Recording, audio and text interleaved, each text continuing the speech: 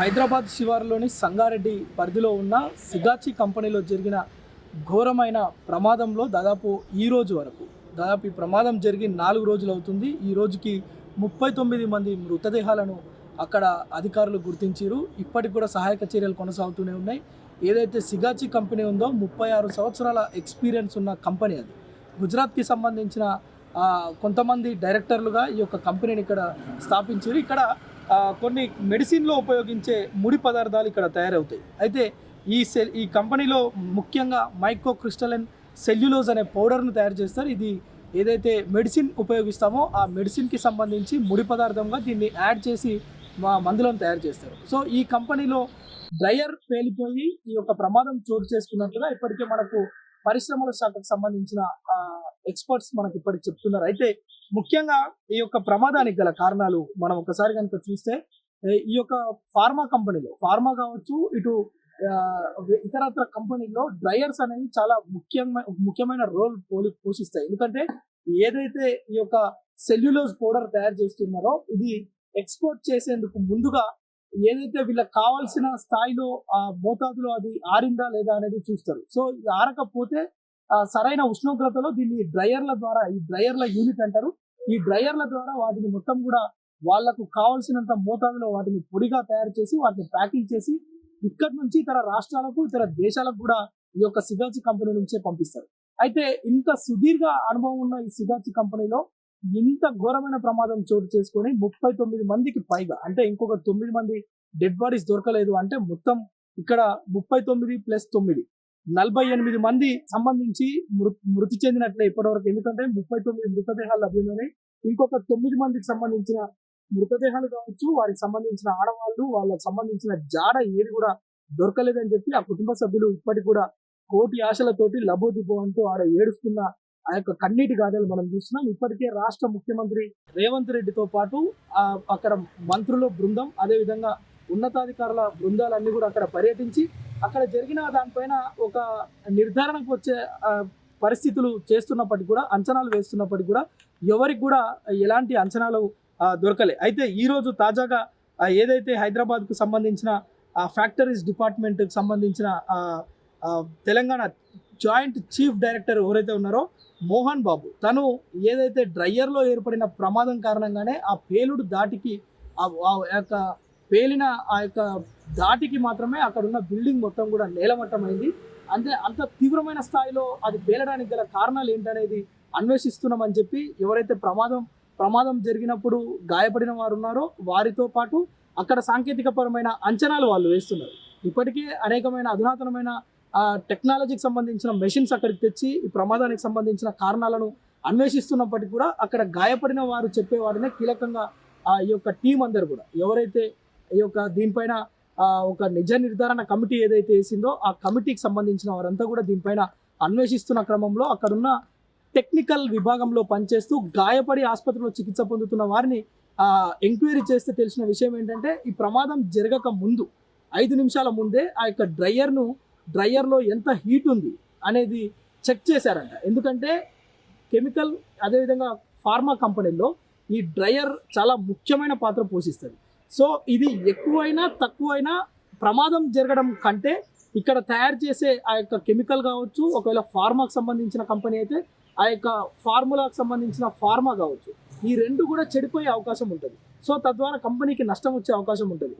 So ప్రమాదాలు జరగవద్దు, at the same time వీళ్ళ కంపెనీకి సంబంధించిన ప్రోడక్ట్ లాస్ కాకుండా ఎప్పటికప్పుడు డ్రయర్ చాలా ముఖ్యమైన విభాగంలో ఉంటుంది కనుక డ్రయర్ని ప్రతి రోజు కూడా దాన్ని చెక్ చేస్తారు. సో ఈ ప్రమాదం జరగడానికి కూడా ముందు సిగాచి కంపెనీలో 5 నిమిషాల ముందే దాన్ని పరిశీలించడం చెప్పి గాయపడిన ఒక ఉద్యోగి చెప్పడం నిజంగా అక్కడ ఉన్న వాళ్ళందరినీ కూడా ఈ దర్యాప్తు చేస్తున్న ఆ టీంని మొత్తం కూడా ఒక్కసారిగా షాక్కి గురి చేసింది. ఎందుకంటే ఇప్పటి వరకు అందులో తలెత్తిన సాంకేతిక పరమైన సమస్యల కారణంగానే ఇది పేలింది. ఇంత భారీ ఈ యొక్క విస్ఫోటనం ఏదైతే జరిగిందో ఈ విస్ఫోటనం కారణంగానే హైదరాబాద్, తెలంగాణ చరిత్రలో ఇప్పటి వరకు ఎన్నడూ కూడా ఫార్మా కంపెనీలో కావచ్చు, ఇండస్ట్రీస్ లో చిన్న ప్రమాదాలు ఇదే డ్రయర్లు కాలిపోయి పేలిపోయిన సందర్భాల్లో కూడా కేవలం ఒకరిద్దరు మాత్రమే మృతి చెందిన సందర్భాలు మనం చూసినాం.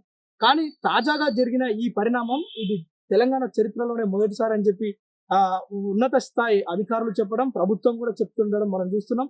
ఇంత ఘోరమైన తప్పిదం ఎలా జరిగింది, ఈ పొరపాటు ఎక్కడ జరిగింది అసలు అనేదాన్ని నిర్ధారణ చేసేందుకు ఈ కమిటీ ప్రత్యేకంగా కొంతమంది మాజీ ఉద్యోగులను సైతం ఈ కమిటీలో పెట్టి ఒక సైంటిస్టుని కూడా పెట్టారు ప్రభుత్వం. సో ఈ నేపథ్యంలోనే వాళ్ళు అన్వేషిస్తున్న క్రమంలో ఆ ప్రమాదం జరిగినప్పుడు దాదాపు 110 సెంటీగ్రేడ్ల ఉష్ణోగ్రత ఉత్పన్నమవుతుంది. ఆ క్రమంలోనే అది సాంకేతికపరమైన సమస్యతోనే పేలిందని చెప్తున్నారు. అయితే ఈ పేలుడు దాటికి మాత్రమే ఆ పక్కనున్న 3 అంతస్తుల బిల్డింగ్ కుప్పకూలడంతో ఇంత భారీ స్థాయిలో ప్రాణ నష్టం జరిగిందని చెప్తున్నారు. అయితే ఇప్పటికి కూడా ఇంకా 9 మంది సంబంధించిన ఆచూకీ లభించక పాపం ఆ కుటుంబ సభ్యుల బాధ వర్ణనాతీతం. వాళ్ళని చూస్తే గుండె తరుక్కుపోతుంది. ఎందుకంటే 3-4 రోజులుగా వాళ్ళు సరిగ్గా తిండి తినక, ఎందుకంటే ఆ కుటుంబ పెద్దను, ఆ కుటుంబానికి సంబంధించిన ఆర్థిక వనరు సమకూర్చే ఆ యొక్క ఇంటికి మూలమైన వ్యక్తి కనిపించట్లేడు, వినిపించట్లేడు, కనీసం ఉండో లేడో అర్థం కాని పరిస్థితి. ఈ సిచ్యువేషన్లో వాళ్ళు తిన్న తిండి కూడా ఒంటికి పట్టని పరిస్థితి.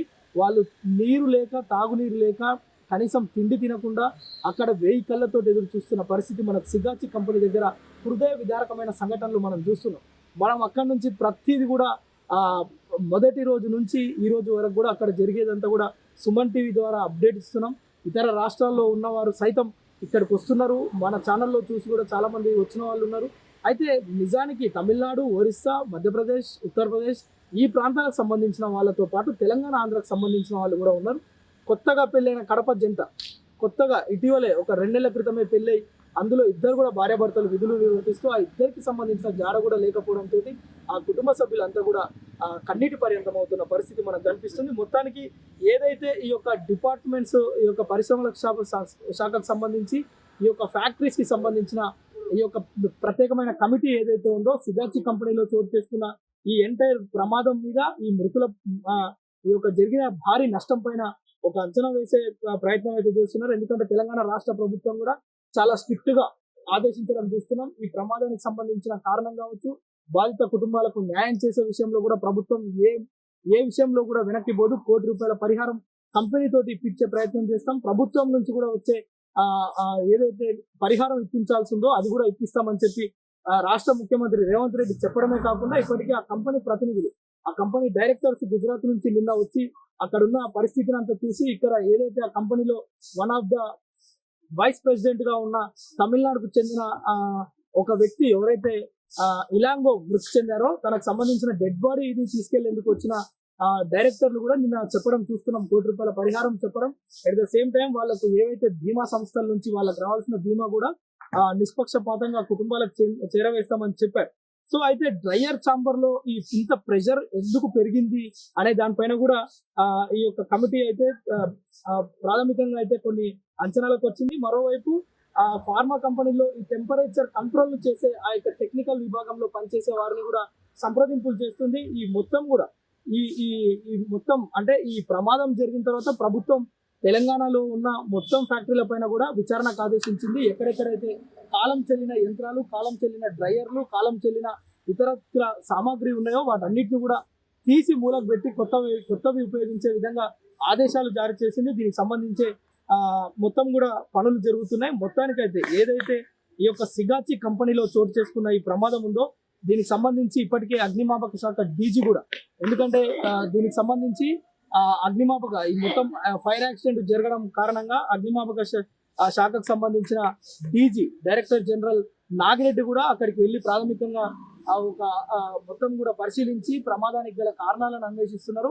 వారు కూడా ఇదే చెప్తున్నారు. మొత్తం కూడా ఈ యొక్క డ్రైయర్ లో నెలకొన్న సమస్య, అదేవిధంగా ఉష్ణోగ్రత సమపాలలో ఉన్నప్పటికీ కూడా ఈ పైప్స్ ఏవైతే ఈ యొక్క డ్రైయర్ కి కనెక్ట్ అయి ఉండే పైప్స్ ఉంటాయో వాటిలో బ్లాక్స్ ఉన్నా కానీ ఇలాంటి ప్రమాదాలు జరుగుతాయని ఆ కమిటీ ఏదైతే చెప్పిందో డీజీ నాగిరెడ్డి కూడా అదే చెప్పడం చూస్తున్నాం.